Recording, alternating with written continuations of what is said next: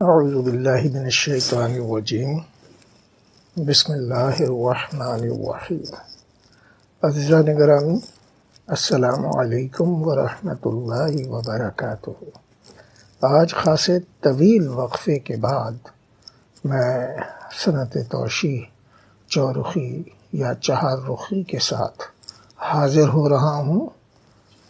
اس تاخیر کا سبب یقیناً ہے، بہرحال میں اس کی طرف نہیں جاتا۔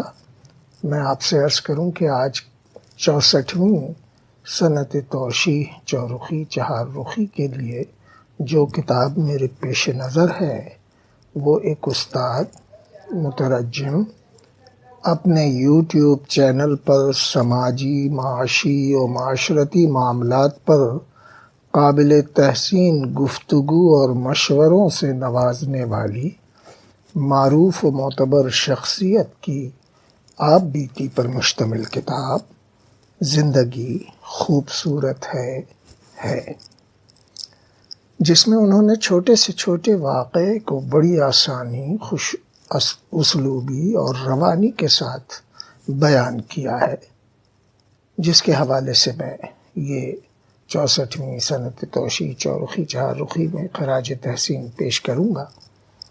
اس سند کی خوبی یہ ہے کہ اس کے ہر مصرعے کے پہلے اور آخری حرف کو ترتیب دے کر عنوان تک پہنچا جاتا ہے۔ مزید یہ کہ اس سند میں خراج تحسین کے ساتھ ساتھ کتابوں، کہانیوں، افسانوں کے نام ضرورت شعری کے مطابق رد و بدل کے ساتھ جہاں استعمال کیے جاتے ہیں، وہیں کتاب کے مواد، فکر و احساس کو بھی سمونے کی کوشش کی جاتی ہے۔ سنت توشیح کا عنوان ہے زندگی خوبصورت ہے کے نام، مگر اس سے پہلے ان سے تعارف حاصل کرنے کی کوشش کرتے ہیں اور ان کی کتابوں کی فہرست پر نظر ڈالتے ہیں جسے اس سنت توشیح میں شامل کرنے کی کوشش بھی کی گئی ہے۔ تعارف کی طرف بڑھنے سے پہلے میں آپ تمام احباب سے ملتمس ہوں کہ اس ویڈیو کو شروع سے آخر تک ضرور ملاحظہ فرمائیں، اپنے گراں قدر کمنٹ سے نوازیں، اپنے حلقہ احباب میں شیئر فرمائیں اور میرے چینل کو سبسکرائب بھی فرمائیں، جس کے لیے میں آپ تمام احباب کا پیشگی بے حد ممنون ہوں۔ تو آئیے تعارف کی طرف چلتے ہیں۔ آپ کا خاندانی نام سیدہ تنویر خاتون ہے، جبکہ قلمی نام تنویر رؤوف ہے۔ آپ کا آبائی تعلق مراد آباد سے ہے۔ والد سید فضل علی ریلوے اسٹیشن ماسٹر تھے۔ آپ 25 نومبر 1949 عیسوی میں راولپنڈی میں پیدا ہوئے۔ نکاح 26 دسمبر 1969 عیسوی کو، جبکہ 26 ستمبر 1970 میں آپ کی شادی پشاور میں میجر رؤوف احمد صدیقی سے ہوئی اور رخصتی اگلے دن ہوئی۔ آپ کے شوہر کا تعلق بریلی میں ذخیرے کے صاحب ثروت زمیندار خانوادے سے تھا۔ رؤوف صاحب کی والدہ یوسف زئی پٹھان تھیں، جن کا نام چمن آرا بیگم تھا۔ رؤوف صاحب کے 3 بھائی اور 3 بہنیں تھیں۔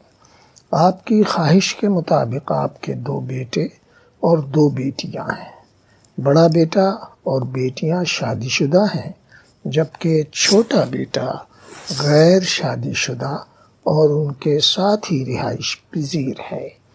شوہر کا انتقال 30 مارچ 1984 عیسوی میں ہوا۔ آپ کے 7 بھائی اور 7 بہنیں پیدا ہوئیں، مگر صرف بڑے بھائی ونگ کمانڈر سید مظہر علی، ایک بڑی بہن اور ایک آپ زندہ سلامت رہے۔ بڑی بہن بھی نوجوانی میں داغ مفارقت دے گئیں اور لالا موسیٰ میں آسودہ خاک ہیں۔ آپ کی والدہ حکیم ضمیر احمد فاروقی کی بیٹی تھیں، جو کہ حکیم اجمل خان کے ہم عصر تھے۔ والدہ 17 نومبر 1969 عیسوی میں کینسر کے موذی مرض کا شکار ہو کر اس دار فانی سے کوچ کر گئی۔ آپ نے اپنی زندگی کے خوبصورت کردار کے حوالے سے 10 لوگوں کا ذکر کیا ہے، جن میں گلشیر خان، جو ان کے گھر میں کام کرتے تھے، دراصل اسکواش چیمپئن محب اللہ اطلس خان اور جان شیر خان کے بھائی تھے۔ آپ نے اس کتاب میں اپنی زندگی کے چیدہ واقعات بہت سادگی اور تفصیل کے ساتھ تحریر کیا ہے۔ آپ نے اپنی سسرال کے ساتھ ساتھ ان تمام لوگوں کی تعریف و توصیف کی ہے جن سے آپ کا واسطہ رہا۔ 30 سال سے زائد عرصہ تک ماما پارسی اور ہمدرد جیسے مستند ادارے سے ایک استاد کی حیثیت سے منسلک رہیں اور کئی ممالک میں مندوب کی حیثیت سے شرکت بھی فرمائی۔ ایک زمانے میں آپ نے اپنا اسکول سنی پبلک اسکول کے نام سے قائم کیا۔ ایک وقت آیا جب رؤوف صاحب شدید بیمار ہوئے تو مجبوراً اسکول بند کرنا پڑا۔ ریڈیو سے پشتو زبان میں پروگرام بھی کیے، لینگویج سینٹر میں انگریزی پڑھاتی رہیں۔ ہمدرد میں ملازمت کے دوران محترمہ بے نظیر بھٹو، ڈاکٹر عبدالقدیر خان، صدر پاکستان محمد رفیق تارڑ، نیپالی وزیر اعظم منموہن ادھیکاری سے ملاقات اور تبادلہ خیالات کے مواقع میسر آئے۔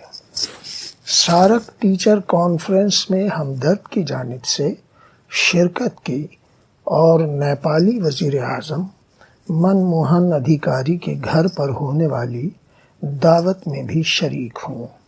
حکیم سعید کی شہادت کے بعد آپ نے اسکول چھوڑ دیا اور امریکہ چلی گئی۔ امریکہ سے واپس آنے کے بعد باقاعدہ لکھنا شروع کیا۔ دی نیوز، جنگ، ڈیلی نیوز میں لکھتی رہیں۔ آپ نے انتہائی مستقل مزاجی کے ساتھ اردو زبان کی تحریروں کو انگریزی زبان کے قالب میں ڈھالنے کا سلسلہ جاری رکھا ہوا ہے۔ آپ کی جو کتابیں منصع شہود پر آ چکی ہیں، ان کی تفصیل کچھ اس طرح ہے۔ ریفلیکشنز، مستند اور کئی زبانوں کے اہم شعراء کے کلام کو انگریزی زبان میں ڈھال کر انتخاب کے طور پر پیش کیا، جو یقیناً ایک معرکۃ الآراء کتاب اور قابل تحسین کام ہے۔ نسیم انجم کے ناول نرک کا انگریزی میں ترجمہ آف دا پیراڈائز کے نام سے کیا۔ شمیم منظر کے ناول زوال سے پہلے کا انگریزی ترجمہ کیا۔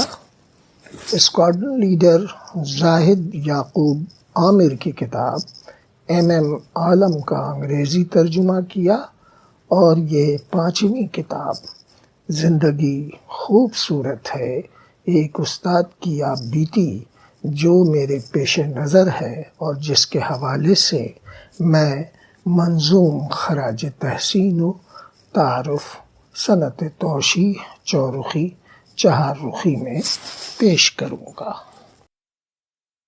آپ کو متعدد اسناد اور اعزازات سے بھی نوازا گیا ہے۔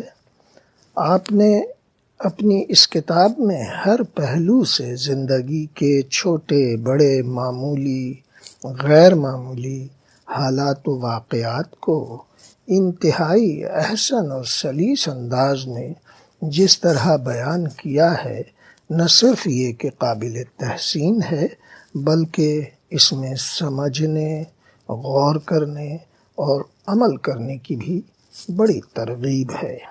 آپ کی تحریر میں شگفتہ پن بھی ہے اور حالات کی سچائی بھی۔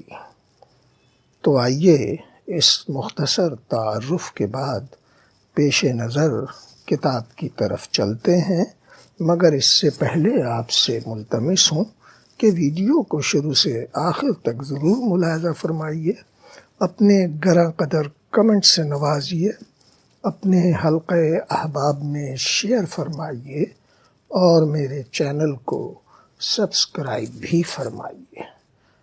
تو آئیے کتاب کی طرف چلتے ہیں۔ خوبصورت سر ورق پر مصنفہ کی بلیک اینڈ وائٹ تصویر، جبکہ پس ورق ڈاکٹر ایس ایم معین قریشی، نگہت فاطمہ اور اقبال خورشید کی مختصر مگر جامع تحریر کے بعد آپ کی رنگین چھوٹی سی تصویر کے ساتھ تعارف بھی شامل ہے۔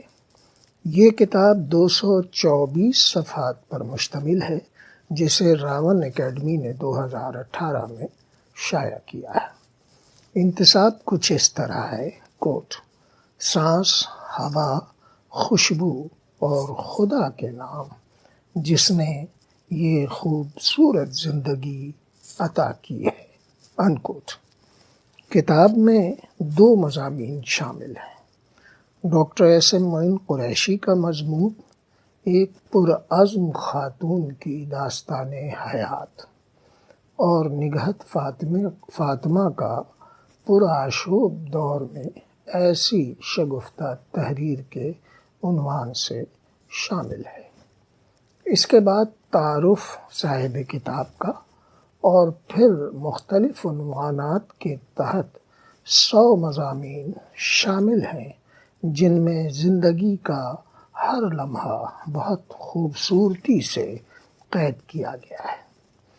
آپ اس ویڈیو کے دوران ان کی بہت سی اہم تصاویر، کتابوں کے عکس اور کچھ صفحات کے عکس بھی ملاحظہ فرمائیں گے۔